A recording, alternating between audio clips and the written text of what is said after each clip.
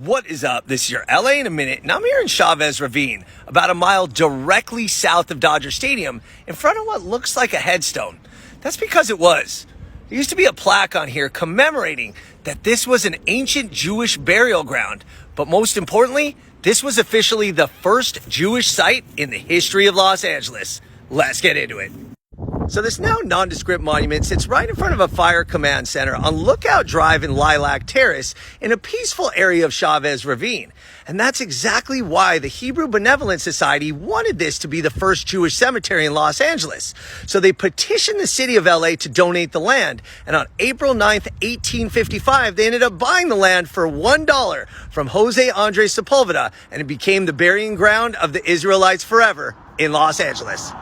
So in addition to being the first Jewish burial ground in Los Angeles, it was actually the first land owned and administered by Jewish people in Los Angeles.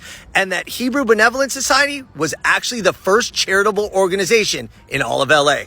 So this area in what was then the northwest corner of the city of Los Angeles was chosen, a nice recess, a pocket of hills, much like it is today, because the environment lended itself to harmony and the Jewish ideal of a home of peace.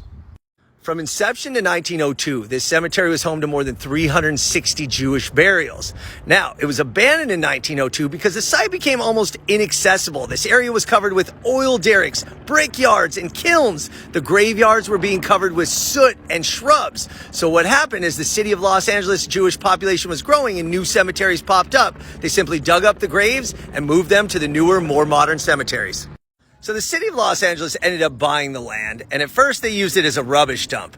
But eventually they built the Naval and Marine Reserve Training Center, which trained more than 20,000 sailors for World War II right on this land. As Dodger Stadium grew in prominence in the city of Los Angeles, in 1960, the Jewish Federation Council petitioned for a historical marker near the site, which was finally granted in 1968 with the plaque that used to be there.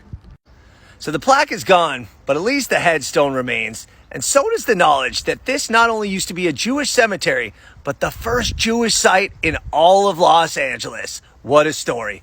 All right, LA, it's been a minute.